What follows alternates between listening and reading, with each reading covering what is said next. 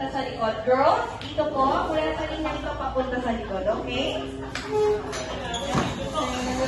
Ayan. So, boys, 1, 2, 3, 4, 5. 1, 2, 3, 4, 5. And before we start, mga ma'am and sir, bibigyan ko po muna kayo ng 10 seconds para gumawa ng inyong team name. And remember, Wait. dapat po ang teaming natin ay related lang po kay Jay, ma'am. pakiano. Okay, 10 seconds. Start now. 10. Right? Gagawa po kayo ng team name. Team name. Opo. 8. Dapat related lang po kay Ma'am Amin. Thumbs up lang po once meron na. Ayun, meron na ang ating team ladies. Meron na po. Team gentlemen. Thumbs up lang po once meron na. Ayan, meron na ang ating team gentlemen. Okay, mga ma'am.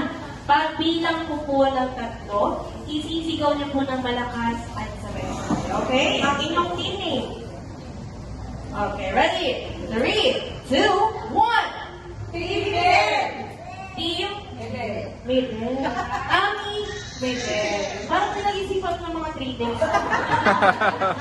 Ayan, parang hirap na hirap. Parang pinagpawisan sila, ma'am.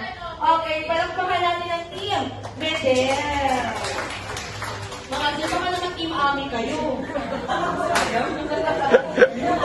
Ay, first choice. Okay, mga sir. Pagbilang ko ng 3, isisigaw niyo po ng malakas at sabay-sabay. Okay? 3, 2, 1. Team Linggo! Team Linggo. Sir, bakit Team Linggo? Ate Lingling Linggo.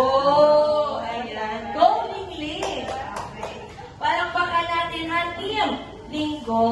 Ayan. Bakit po ba kayo ginagawa ng inyong mga email? Dahil po yan ay gagamitin natin sa ating laro. At ang larong ito ay ang tinatawag namin na Royal Diary. Okay, dapat ang first player ay wala pong hawak na word cards. Okay, pasa po sa 4 na natirang member at dapat po kayo ay may hawak lahat.